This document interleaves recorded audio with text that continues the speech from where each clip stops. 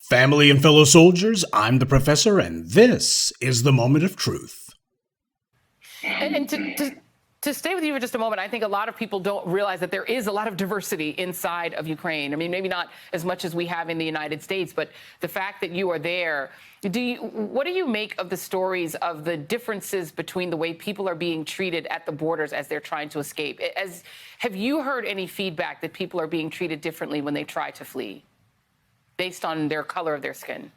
I know this situation, but I am a famous Ukrainian. I am a member of Ukrainian parliament, and Russian propaganda do everything about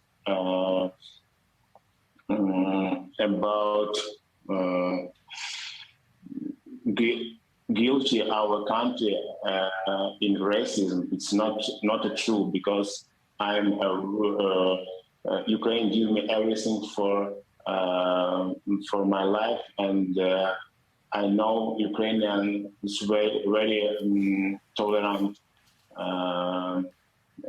country, and we don't support racism here. That's 100%. I guess for joke Reid, she thinks this is what qualifies as brilliantly refuting the truth about Ukraine's anti-black racism. Why, that'll show all of those black media folks online, that'll show them. She and the rest of the bootlicks, they can't deny what's been going on over there. The systematic racism that the Africans have been facing, and as I told you previously, she's not denying it. Instead, these bootlicks are trying to minimize it. They're saying, okay, well, it's there, but it's not as bad as all that. Why, someone's doing something about that. Now, just like with their other propaganda pieces, they posted on YouTube, and just like with Reid's now infamous segment telling the Africans to just stay put, Reid has a white person, a member of the Ukrainian government, there to observe. Last time she pulled this stunt, it was John Brennan who was supervising, a guest panelist on that segment. This time it's a woman named Ustanova. Apparently, Joke Reid and her pals can't deny white racism without having a white person there to watch them do it.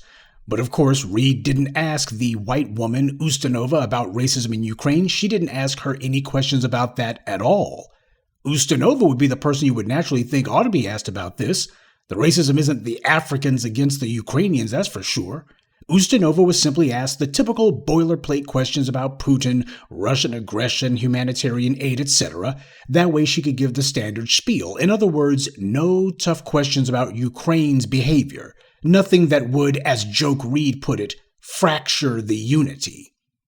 So this white woman didn't have to answer any uncomfortable questions. She's shielded from that, even though that's what a large part of the world outside Ukraine has been demanding answers to.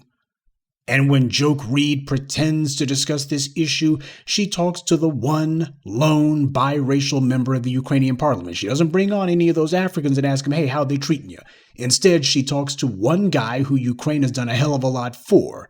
And this Zon Belanuk guy, he doesn't deny any of the incidents. Instead, he gives a bland, rambling denial that Ukraine is racist, saying that we don't support racism here. So when he says we don't support racism here, it's obviously because Ukraine has always been egalitarian towards him, or at the very least, they haven't been too aggressively anti-black, right? I mean, he wouldn't be denying it or otherwise saying we don't support it if these guys had been just in his face aggressive with the racism, right? Except that's exactly what he's done. Because just a little over 6 months ago, right after Zon Belanuk had won his Olympic gold medal, something that's extremely rare for Ukraine. It's rare for them to win a medal, period, in the Olympics, and it's even more rare for them to win a gold medal. And he became the target of racist abuse by some young men in the streets of Kyiv. That's the capital of Ukraine. Bad enough that the Tokyo Olympics had to be postponed. Bad enough that all the athletes had to extend their training regimens. It was just brutal for them just to get there. He goes through all that, wins gold, actually makes it where Ukraine is mentioned for something other than neo-Nazis. And when he gets back, some of the neo-Nazis made it clear, you're not going to steal the spotlight from us. And just in case anyone tries to say that, well, it must have been a small incident, probably didn't mean much. No, it meant something, because Belanuk himself posted on Facebook that these racists told him to go back to Africa, and they were asking him, what does a black monkey know about patriotism? And from what Belenuk said, these guys were trying to provoke a violent confrontation with him. This is what happened in Volodymyr Zelensky's Ukraine just 7 months ago. Unless somebody tried to imply that, well, maybe he took it in stride, first thing he's asking is, I wonder if I am Ukrainian for my country. What criteria of patriotism exists in it? How safe can an Olympic champion feel in his homeland and in his hometown? This is what was going on just 7 months ago. This is what he was saying. Whatever happened to we don't support racism in Ukraine? He wasn't talking any of that stuff 7 months ago. He was questioning this country, questioning the people in it, questioning his place in that country. He wasn't making any blanket denials of racism then, was he? But since then, apparently, young Mr. Belenuk must have developed a case of selective amnesia to have forgotten about all that, and the way that he responded to this racial attack. This is the guy who's now claiming we don't support racism here. And who exactly is we? Because you would have thought that after what happened to him last summer, he would have figured out that when it comes to not supporting racism in Ukraine, he's a constituency of one. Now, to a half-wit like Joke Reid, she probably thought that this was brilliantly dodging the issue. She set up a staged, scripted segment where the producers at NBC got to choose their own cherry-picked non-white citizen of Ukraine who was going to be a spokesperson for all the non-white folks in Ukraine, particularly the black ones.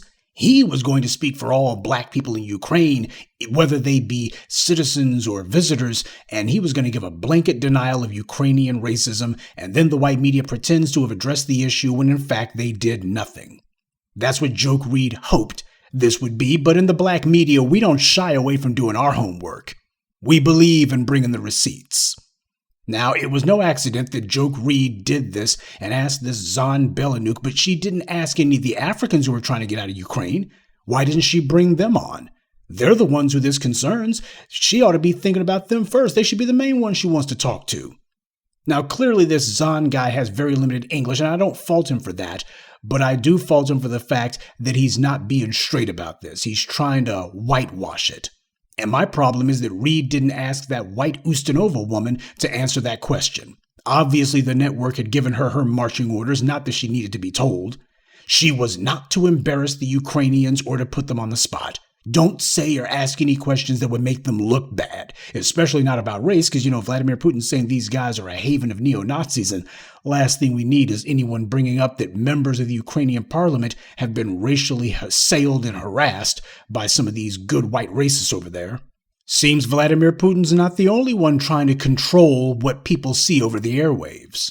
So instead of asking the racist white people in the Ukrainian government, why are they being racist, and what are they doing about these racist incidents? Instead, she brings on one sole lonely black member of the Ukrainian parliament. The only one. Is this Zon Belenuk guy an example of what the typical black person in Ukraine's life experience is? How many black people in Ukraine are Olympic athletes? How many are members of the Ukrainian parliament? Literally just one. To call this guy an outlier or to call him an exception to the rule would be an insult to outliers and exceptions. But moreover than that, let's be bluntly honest here. As he himself said, the Ukrainian government has given him everything. And since he depends on them for every crumb of his daily bread, what do you expect him to say when you ask him about anti-black racism there? He's not going to be indicting the very country that he claims gave him everything, that did so much for him. Of course he's going to say everything's fine, a couple of isolated incidents, but nothing really big. In fact, he didn't even go that far. Nothing about isolated incidents. Nothing about what happened to him. We're just sweeping that all under the rug and pretending that it didn't happen. This propaganda isn't fooling anyone. None of the people who have been calling out the anti-black racism by the Ukrainians are going to be satisfied with this. Because this Belenuk guy isn't one of the black people trying to get out. He is a citizen of Ukraine. He's certainly not an African trying to leave the country. He wants to be there. Hell, he's like 30 or 31 years old, an Olympic athlete. He's a single male. I don't think he's married or has children. He's exactly the kind of young male who Zelensky's martial law edict prevents from leaving the country. So he's the last one who should be asked about this issue. It doesn't pertain to him at all. But of course, this is all about manufacturing optics that will lend itself to the white media narrative. So not only is he going to be the first person who the white media puts in front of the camera, as you see, he'll be the only one. Because what this is all about is finding some person with the requisite amount of melanin who they can put in front of the camera and who they know is going to say the right thing.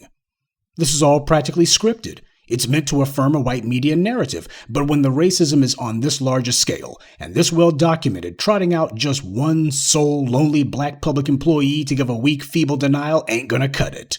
When you hear me use phrases like incompetent operative class when talking about these bootlicks, Joke Reid is exactly what I'm talking about. So all I can say to Joke Reid and the rest of the clowns over at MSNBC, all the rest of the bootlicks like Tiffany Cross Eyes and Jonathan putting on his Capehart and the rest of the clowns like it's CNN and such is, if you guys are going to be trying to whitewash Ukraine's anti-black racism, you're going to have to do a lot better than this. But the real question is, why are you trying to whitewash it at all? I thought that the entire point of a media was supposed to be to pursue the truth without fear and without favor.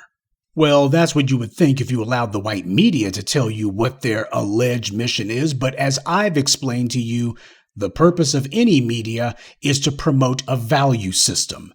And when you look at white supremacy's list of values, anti-black racism is number 1 on that list. White supremacy is a negative affirmation. It defines itself not by what it is, but by what it is not. This is why these white supremacists do such a horrible job of trying to defend and deflect away from their own racism, because that's not part of what constitutes their identity. That's not part of their psychological makeup. Well, over here in the black media, truth is the foundation of our psychological makeup. For some of us, it's in the name.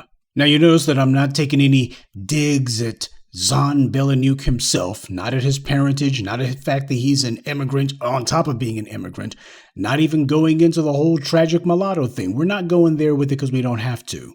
Just keep in mind what you're seeing here, an escalation of the propaganda.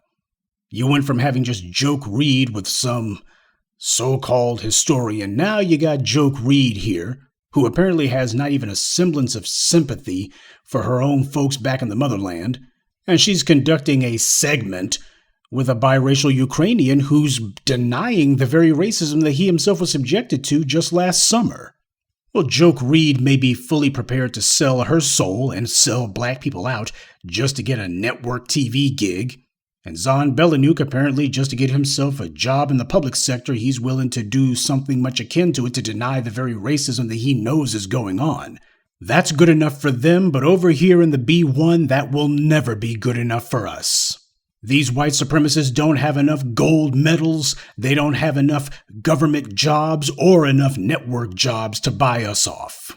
And as for Joke Reid and Zahn Belenuke, we all know how this is going to end, because we know how it ends with all these bootlicks.